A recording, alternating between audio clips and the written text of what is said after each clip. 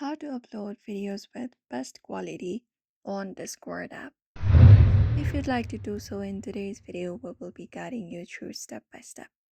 So open up the Discord app for that and access it up on your device. And once you access it up, you will be finding this particular interface once you are logged in. Now from here, look out for your profile in the bottom right corner and tap on it. And from here, access your user settings, which is located in the top right corner.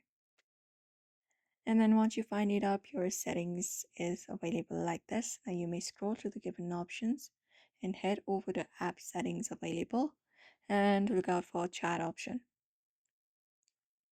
After you find chat, you may scroll through the options and you should be finding a section dedicated to video uploads.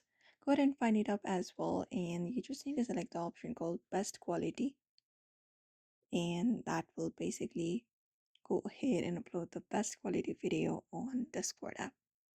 Apart from that, if you'd like to unlock 1080p, you can basically go ahead and subscribe to the Nitro version of Discord. That will also help you upload uh, best quality videos on Discord.